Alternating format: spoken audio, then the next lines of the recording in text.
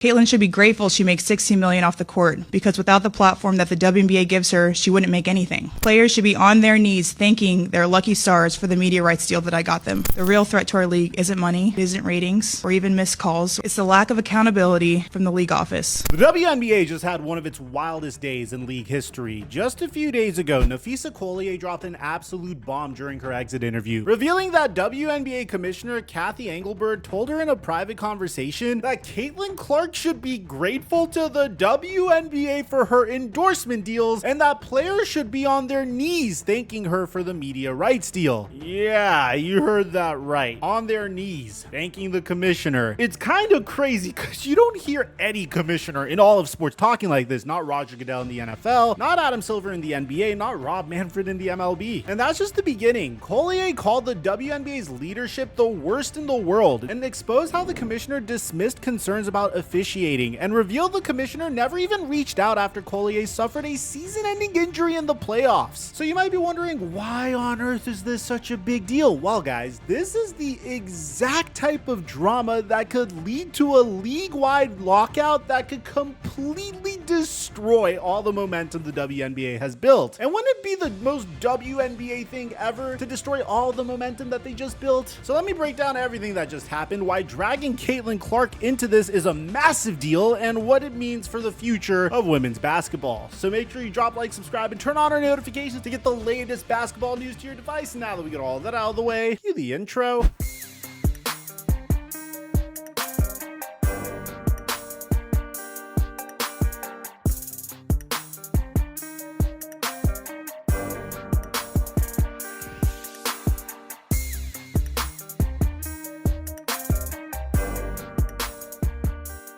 I just swept Monday Night Football, making over $500 off of 3 plays. And a lot of my Instagram followers have been raking in a ton of money as well. I mean, just look at my DMs, guys. Now, if you haven't signed up for Prize Picks, make sure you use my promo code microphone to get $50 in lineups when you make a play of $5 or more. And for Thursday Night Football, this is what I'm thinking of running with. I got Christian McCaffrey going over 39.5 rush yards. Devontae Adams has been finding the end zone each and every game this week, so I have him doing that once again against San Francisco, and I have Puka Nacua going for 70 receiving yards at least. If all 3 of these hit, my $50 would turn into $150. I give away a lot of picks on my Instagram story, and I also have a partnership with Fantasy Aces. The link to that's in the description down below. We've been hitting so much as a result of that Discord community. If you want to check them out, check out the WAP link in the description down below, and thank you Prize Picks for sponsoring today's video.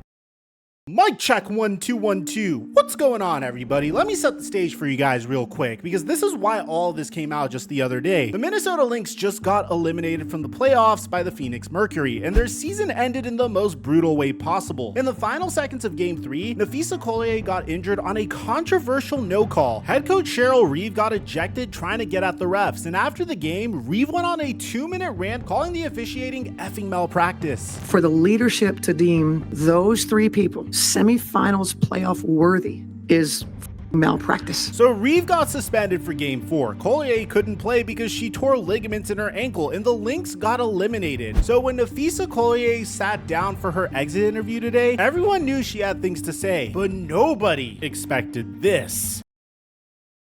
Napheesa Collier showed up with a prepared statement, a full 4 minutes of written remarks that she read on camera, and homegirl came with receipts. And I want to be clear, this conversation is not about winning or losing. It's about something much bigger. The real threat to our league isn't money, it isn't ratings, or even missed calls, or even physical play. It's the lack of accountability from the league office. Then she drops the bombshells. Back in February, during Unrivaled season, Collier sat down with Commissioner Engelbert and asked how she planned to address the officiating issues in the league. Engelbert's response was crazy. She said, well, only the losers complain about the refs. The commissioner told one of the league's biggest stars that only losers complain about officiating. But wait, it gets worse. Collier then asked, how do you plan to fix the fact that players like Caitlin Clark, Angel Reese, and Paige Bueckers are driving massive revenue for the league, but making so little money from the league in their first 4 years? And here's the part that's gonna make Caitlin Clark fans lose their minds. Engelbert's alleged response was, Caitlin Caitlyn should be grateful she makes $60 million off the court, because without the platform the WNBA gives her, she wouldn't make anything. And then she said this. In that same conversation, she told me players should be on their knees thanking their lucky stars for the media rights deal that I got them. Collier summarized it perfectly. That's the mentality driving our league from the top. We go to battle every day to protect a shield that doesn't value us. The league believes it succeeds despite its players, not because of them. Then Collier revealed something even more personal. After her injury, players from across the league reached out, but the commissioner never heard from her, not once. Collier ended her statement saying that we have the best fans in the world. We have the best players in the world. But right now, we have the worst leadership in the world. Now we need to break this down, because what Engelbert allegedly said about Caitlin Clark is not just disrespectful, but it's factually wrong on every single level. Engelbert's whole argument is that Caitlin Clark should be grateful to the WNBA because the league gave her the platform that led to her $60 million in endorsement deals. The implication being that without the WNBA, Clark would be nobody, making nothing. That's absolutely insane when you look at the actual facts. Caitlin Clark had 11 NIL deals in college worth an estimated $3.1 million.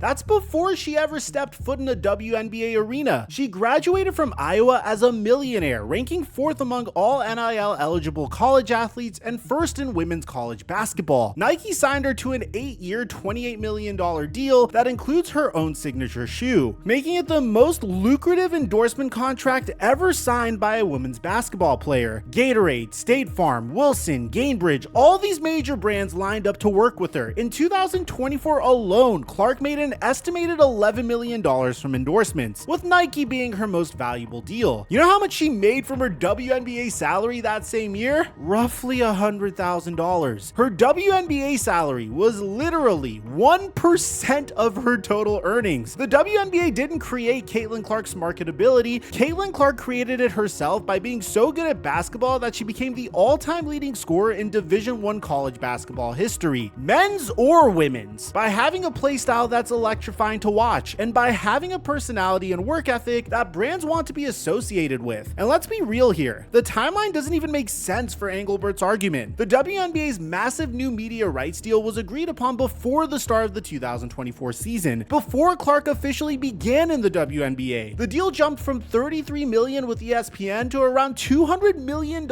annually over 11 years with Disney, ESPN, NBC, and Amazon. But sources confirmed the details were agreed upon before Clark even played a single WNBA game. If anything, it's the other way around. Caitlin Clark is making the WNBA more valuable. ESPN viewership climbed 170% to 1.2 million viewers per game in 2024. Teams sold 400,000 tickets in 1 month, and 21 games garnered more than 1 million viewers each, with 18 of those games featuring Caitlin Clark and the Indiana Fever. The Fever's valuation increased 273% from 2024 to 2025, and the average valuation of WNBA franchises rose 180% in that same time. One economist from Harvard said Clark being worth 1,000 times her salary in franchise value is not inconceivable. So for the commissioner to sit there and tell Nafisa Collier that Caitlin Clark should be grateful to the WNBA, when the reality is that the WNBA should probably be thanking Caitlin Clark every single day for the attention and revenue she's bringing to the league, is not just tone deaf, it's absolutely delusional.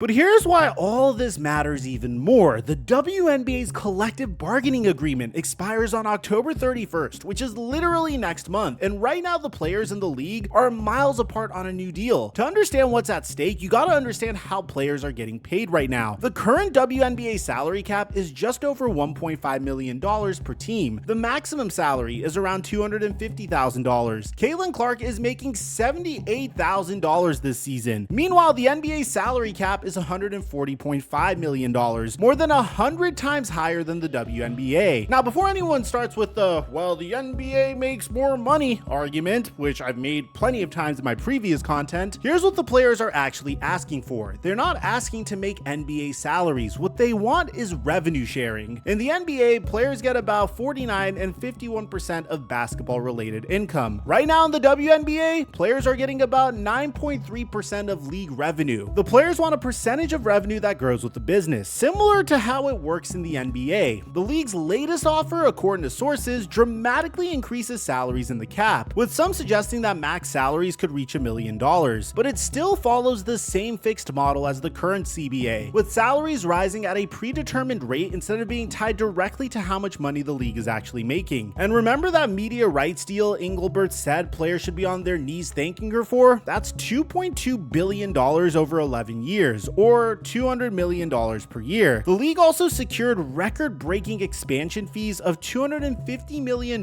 per new franchise, and they're planning to grow from 12 teams to 18 teams by 2030. The WNBA is about to be profitable for the first time in its history, and the players want to share in that growth. That seems pretty reasonable, right? But according to what Collier revealed, Engelbert's attitude is basically, you should be grateful that we're paying you at all. And that's why July's All-Star game was so important. Players showed up wearing shirts that said, pay us what you owe us before the game. Caitlin Clark wore one. Everyone wore one. It was a unified message that got millions of eyeballs because of how big the All-Star game audience was. But the meeting between players and league representatives that happened during All-Star weekend in Indianapolis, multiple players described it as a missed opportunity and said that they walked away frustrated because both sides remain at odds on revenue sharing. The current CBA expires in a month, and if they don't reach a deal, we're potentially looking at a lockout in 2026, right when the league has more momentum than ever. Multiple players, including Angel Reese and Dejounte Carrington, have already said that they're prepared to sit out games if necessary. The union hasn't formally discussed work stoppages yet, but WNBPA president Nneka Agwumike said they wouldn't be doing their job if they didn't let players know to be prepared for anything. So now you understand why what Nafisa Collier said is so significant. This isn't just one player venting after a tough loss. Sources say that Collier was speaking on her own, not in her capacity as a member of the WNBPA's executive committee. But that almost makes it more powerful. This is one of the league's absolute best players, someone who just finished second in MVP voting, someone who's universally respected, putting the commissioner on blast in the most public way possible. And she's not wrong about any of it. The officiating has been a disaster. They failed to protect Caitlin Clark. We saw it in the playoffs with multiple coaches getting fined and suspended for speaking out. We saw it with Collier's own injury on a play that should have been a foul. Collier said the league has a buzzword they roll out for CBA talks about why they can't pay players what they're worth, and that word is sustainability. But as she pointed out, what's truly unsustainable is trying to keep a good product on the floor while allowing officials to lose control of games. But here's the brilliant part of what Collier just did. The timing of when she brought up Caitlin Clark was strategic. Collier knows that Clark has the biggest, most passionate fan base in women's basketball right now. By revealing that Engelbert essentially dismissed Clark's value and told her she should be grateful for the scraps the WNBA throws at her, Collier is rallying Clark's fan base to the player's side in these CBA negotiations. And let's be honest, those fans are not going to be happy hearing that the commissioner thinks their favorite player should be grateful when she's the one bringing unprecedented attention and money to the league. And I gotta give my props to her. Finally, the WNBA is leveraging Caitlin Clark in a positive way. At least the WNBPA is. This is also about Collier's experience running Unrivaled, the 3-on-3 league she co-founded with Breanna Stewart. Unrivaled recently got valued at $340 million and is reportedly paying an average salary of more than $220,000, which is close to the WNBA max. Running that league has shown Collier what it's like when leadership actually values and respects its players. It's shown her that the way the WNBA operates isn't normal or necessary. Some people might say that Collier has a conflict of interest, that she's trying to push players towards Unrivaled and away from the WNBA, but that misses the point entirely. What Collier is doing is showing the WNBA what actual competition looks like. For years, the WNBA was the only game in town for elite women's basketball players in the United States. Now, there's Unrivaled, there's Athletes Unlimited, and suddenly the WNBA has to actually compete for talent, and they're not handling that well.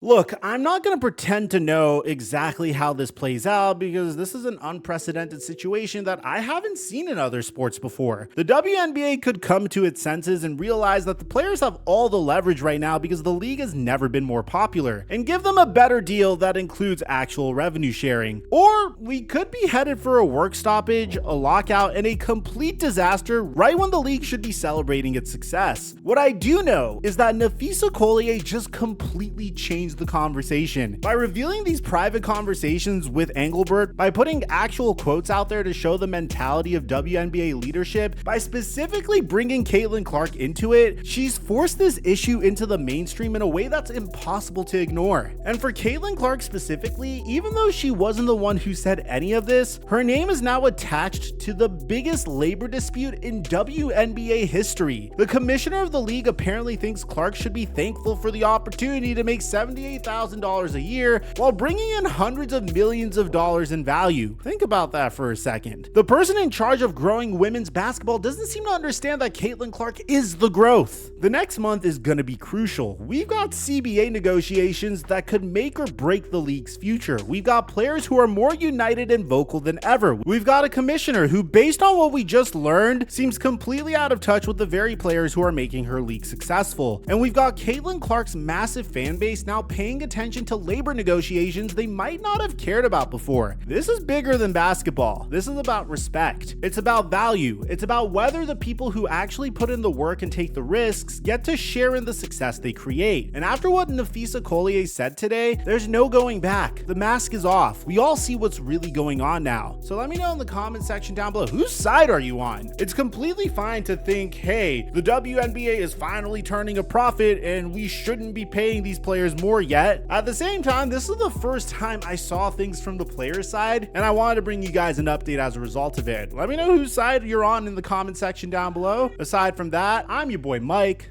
and I'm dropping our mic until our next upload.